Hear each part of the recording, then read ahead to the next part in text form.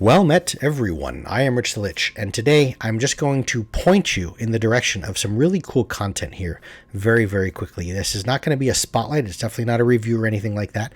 I just want to show you something really, really quick that I am very blessed and fortunate that Phil, this individual right here, he reached out to me. He had watched one of my videos. In the email, he said he saw, I think it was Heroes of the Guild. It was a video I did some time ago about Ravnica, and I was talking about how I was playing in the world of Ravnica.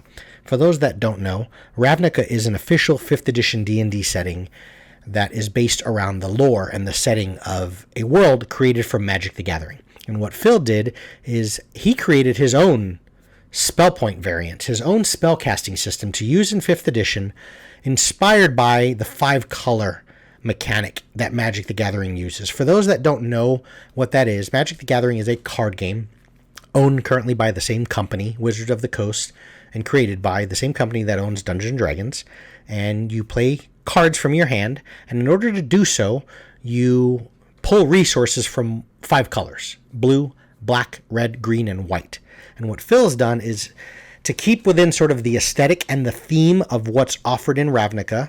If you are playing in Ravnica, you might want to look into this. But also, I think, the really interesting part about this is this channel is a lot more about what D&D could be rather than what D&D is.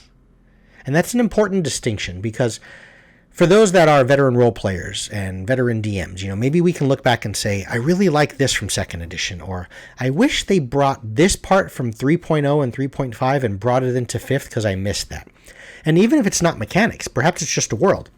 I really miss Dark Sun. I really miss them dabbling into Greyhawk, and I wish they wouldn't go so far into Forgotten Realms.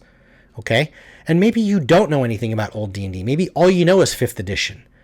But you're house ruling things, right? You're searching on the internet for various message boards and forums and content like this on DMsGuild.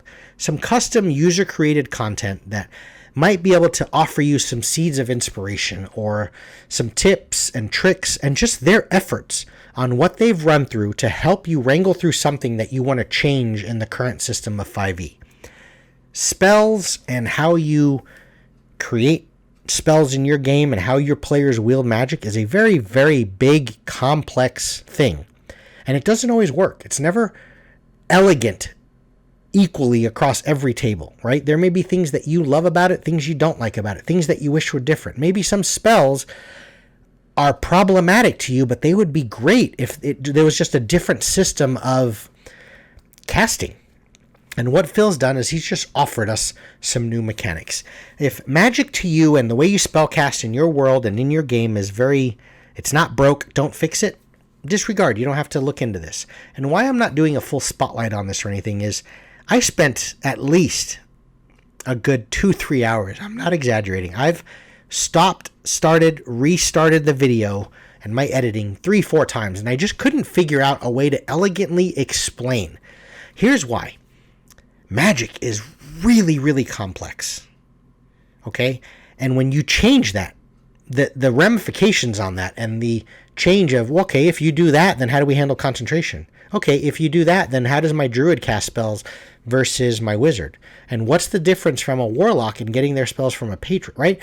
There's a lot of moving parts. Trust me when I tell you, if you're looking for something new, if you've dabbled into the DMG's version of using spell points and cast magic in your world, perhaps look into this, because if nothing else, what Phil has done in 75 pages here and some of the other documents is there's a lot of passion, there's a lot of effort here. All of you can access exactly what I'm showing you on screen here completely for free.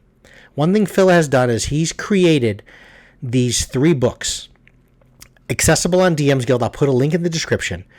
And the cool part is when I say preview, it's not like you get an 8-page version or a Cliff Notes version of this. And if you like what you see and you want to contribute to his efforts, buy them then at that point. Here's the prices of them as a bundle. Here's the prices of them individually.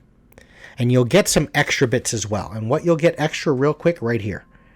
So what you're going to get for free, this book is a collection of modular variant rules that change magic and spellcasting in D&D to a 5-color magic paradigm that's inspired by Magic the Gathering. These variant rules can be used in any campaign, and it's ideal for Ravnica and other upcoming settings inspired by Magic the Gathering. I believe Theros is Magic the Gathering. Each group of variant rules is presented as a separate chapter, and that's what I love. They're all presented as you don't have to use the whole 75 pages here. I like this variant. I like this aspect of how he's handling magic. Let's use that. I don't like this. I don't want to use that. You can kind of shopping list and just pick and choose and add the ingredients as you see fit into that cauldron of magic. Stir the pot up and see what flavor comes out the best. But if you purchase, besides donating to his efforts and giving him money for the work he's put in, here's the other bits that you get highlighted right there. So what you'll get entirely for free is, and I'll put the links there, is you'll get this thing, which is Tap, Untap, Burn. You will also get this one here, which is an 8-page document on universal spell points and high magic. It's basically the same similar system of using a pool of magic and how to burn magic, similar to what magic does, but you're not using, when I say magic, similar to what Magic the Gathering does, but you're not using the colors. And then the last bit you'll get is this 21-page document that's dabbling into right here. Knights and Tricksters applies these variant rules to the subclasses of Eldritch Knight and Arcane Trickster. If you're a DM and you're looking at using some new spell variants or some spell points or something even from the DMG, even official books, when you're mucking about with spells and the way that your players cast spells, you might want to run it by them. Because even if you think it's broke, you can nerf spells and remove spells and say, hey guys, we're going to change the way healing works in Healing Spirit, as was later errated. That's one thing. But if you're going to completely change how a wizard casts their spells and what's available to them when, you might want to run it by your players as well. But there it is, guys. Thanks everyone for watching, and take care.